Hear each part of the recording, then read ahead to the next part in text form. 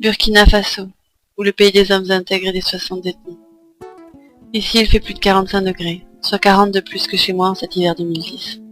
Et je suis là, avec mes recommandations sous le bras, mon pied d'occidental venu fouler pour la première fois le sol de l'Afrique profonde, et mon teint de Nassara.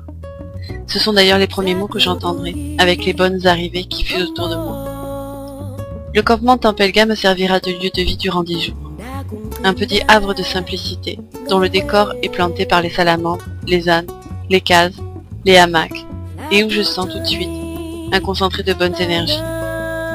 Je me retrouve avec une missionnaire en projet d'alphabétisation, une stagiaire, une autre touriste solidaire comme moi, et les autochtones, aussi, et Bissa, qui participeront à la vie quotidienne.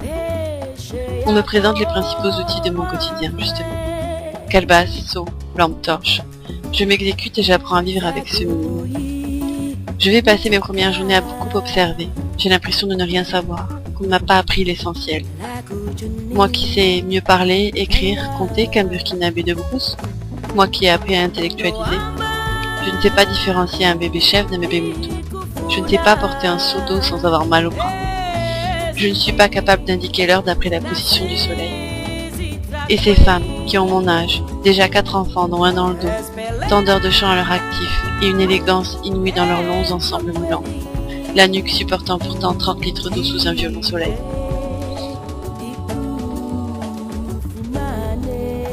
Au village, rencontre avec le Nahaba, grand chef, cerclé des pierres de ses ancêtres, face à qui je suis assez intimidée, que lui dire.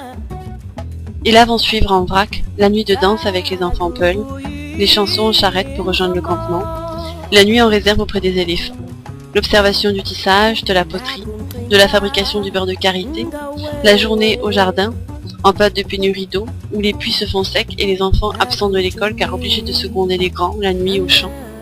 Escapade à vélo, questions interminables et à double sens sur ces folles différences de culture.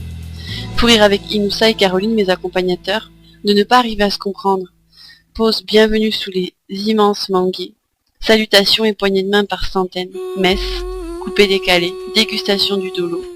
Entre deux invitations, demande en mariage, escale au dispensaire à cause d'un insecte mal poli. Site des 7 baobabs, marchés insensés, journée dans les écoles, rencontre avec le marabout et ses génies. Je resterai des heures, je me sens bien sans réellement savoir pourquoi. Je suis touchée par leur vie. J'aime leur buvette qui tombe en ruine, leur marché surréaliste, leurs négociations amicales, leurs croyances qui pourraient nous sembler tirées par les cheveux, leurs confidences étouffées derrière les premières politesses, les mini-bancs de bois qu'ils proposent fiers à nos fesses dès qu'on entre chez eux, leur intérieur en carton, les paroles mièvres de leurs chansons d'amour, leurs engueulades qui finissent en rire, leur philosophie brutale, leur lien avec la terre, leur courage bien sûr, et la générosité dont ils ne sont même pas conscients.